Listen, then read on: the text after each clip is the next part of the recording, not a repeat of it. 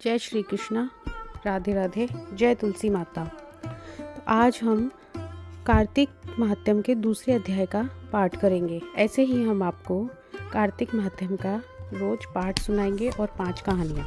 तो शुरू करते हैं कार्तिक महात्म्य का अध्याय 2।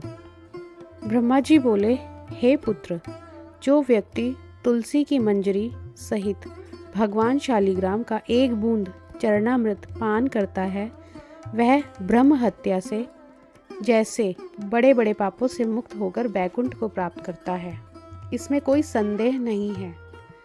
जो भगवान शालिग्राम की प्रतिमा के आगे अपने पितरों का श्राद्ध करता है, उसके पितरों को तत्काल वैकुंठ प्राप्त हो जाता है। जो भगवान श्री शालिग्राम की मूर्ति दान करता है, उसे समस्त पृथ्वी के दान का फल प्राप्त होता है। जो भगवान शालिग्राम की प्रतिमा को बेचता है, वह महान कष्ट भोगता है। इसलिए शालिग्राम की मूर्ति को बेचना नहीं चाहिए। श्री विष्णु भगवान का पूजन शंख के जल से करना चाहिए। श्री शिवजी का पूजन बिल्व पत्रों से, सूर्य का तुलसी से, गणेश जी का पूजन धतूरे के फूलों से, विष्णु जी का पूजन कमल के पुष्पों से तथा श्री महालक्ष्मी जी का पूजन मालती अथवा चंपा के फूलों से प्राणी परम पद पाता है। परंतु जो भगवान को परम प्रिय तुलसी से भगवान शालिग्राम की पूजा करता है, उसकी महिमा का वर्णन कोई भी नहीं कर सकता। इस प्रकार पूजा करने वाला भक्त जन्म मरण के अपार कष्ट से मुक्त हो जाता है। जिसकी मृत्यु तुलसी माला धारण किए हुए होती है, वह जीव बिना किसी रोक टोक के सीधा बैकुंठ धाम को जाता है।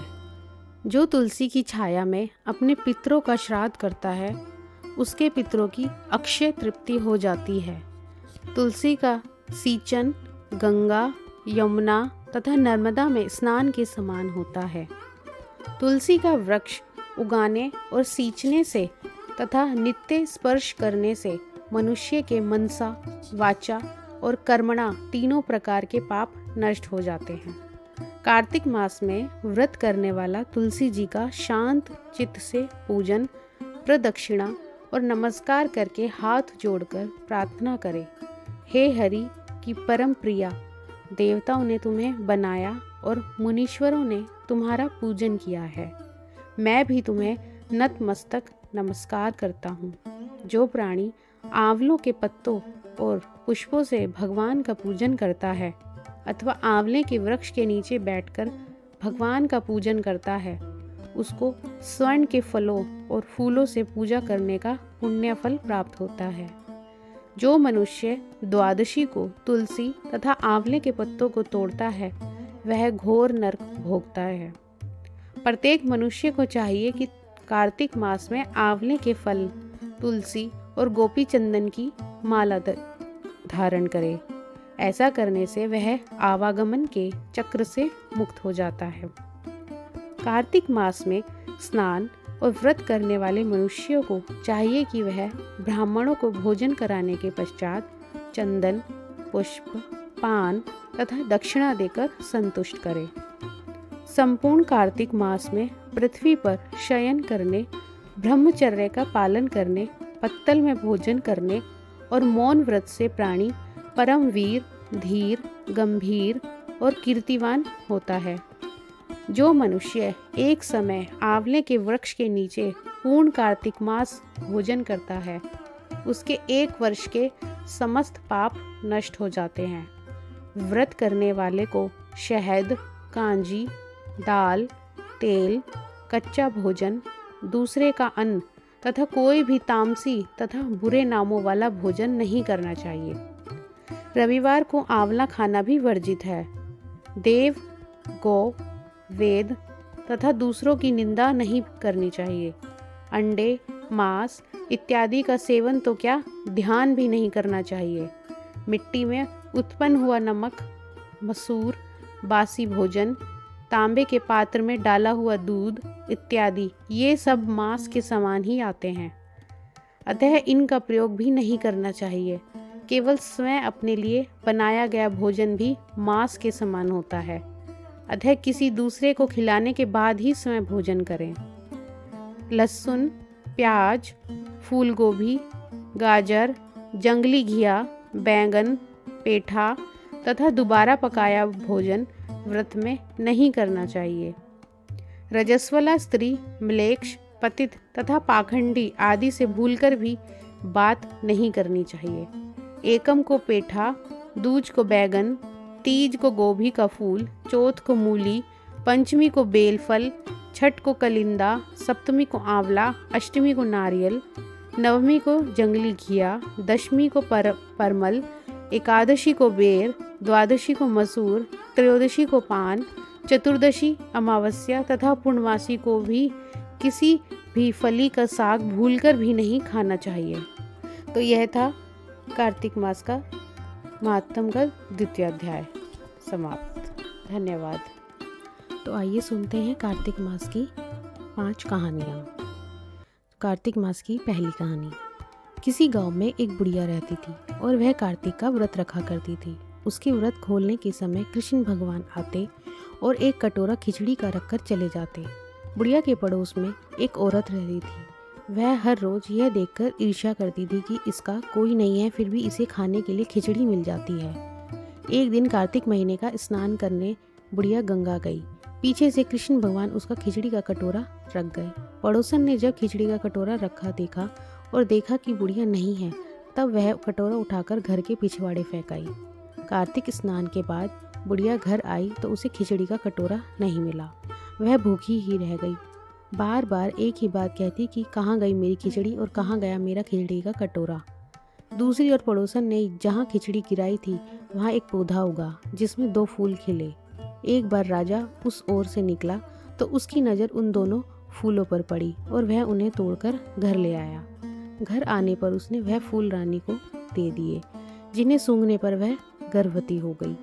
कुछ समय बाद रानी ने 2 पुत्रों को जन्म दिया।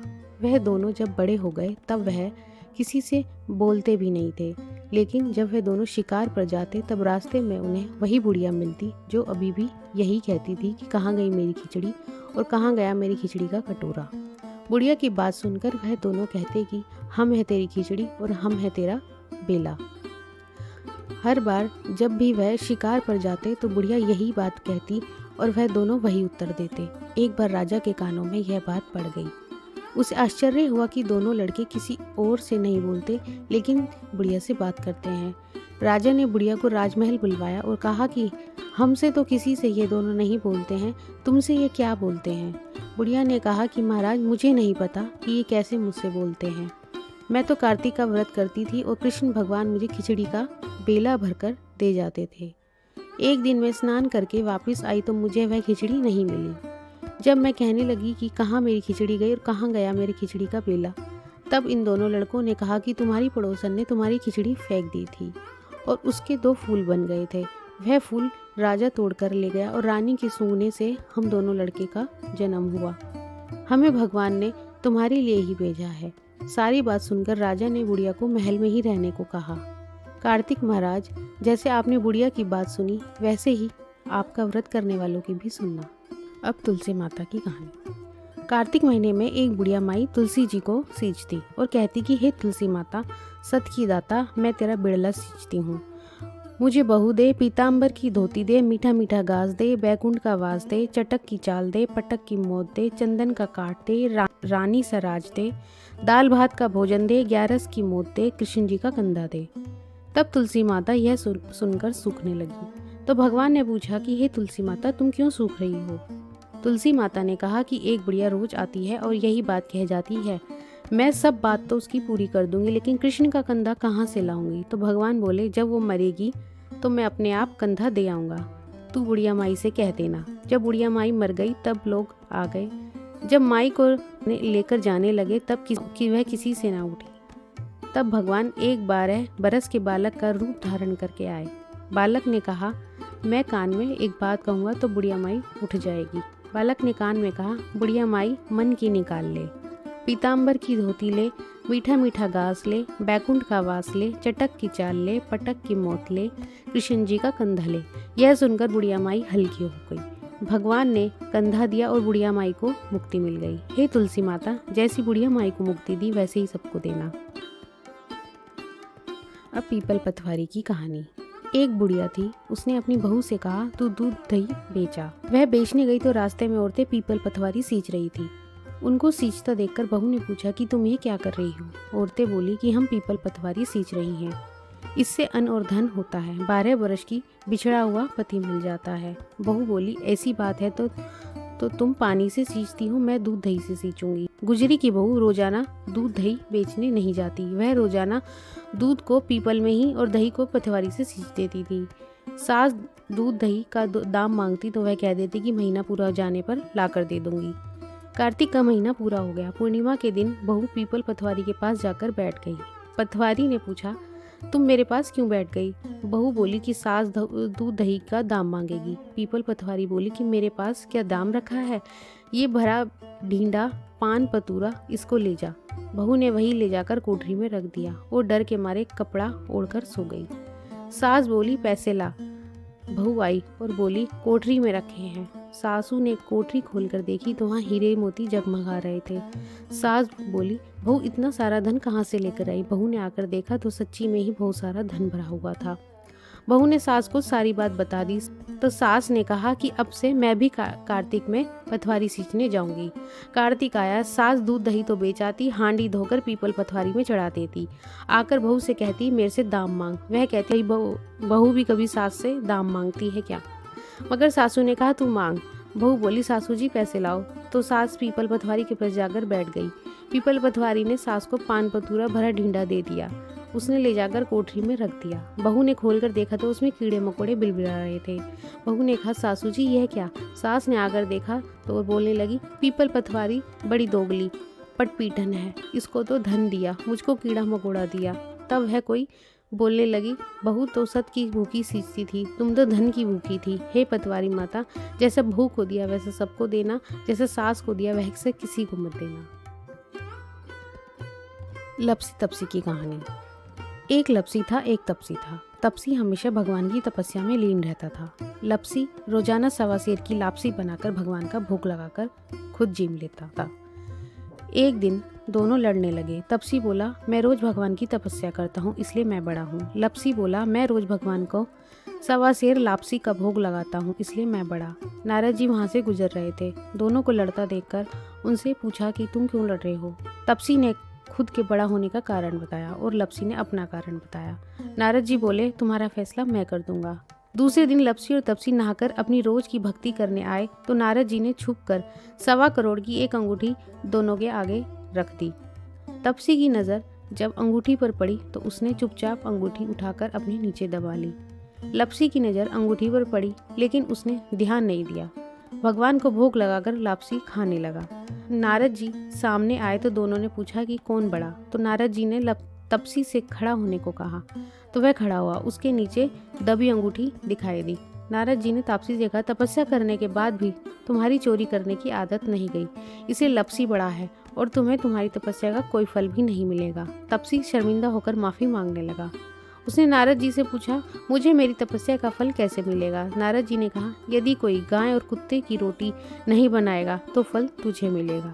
यदि कोई ब्राह्मण को भोजन करवाकर दक्षिणा नहीं देगा तो फल तुझे मिलेगा। यदि कोई साड़ी के साथ ब्लाउज नहीं देगा तो फल तुझे ही मिलेगा। यदि कोई दिए से दिया जलाएगा तो भी फल तुझे ही मिलेगा। यदि कोई सारी कहानी सुने लेकिन तुम्हारी कहानी नहीं सुनेगा तो भी फल तुझे ही मिलेगा।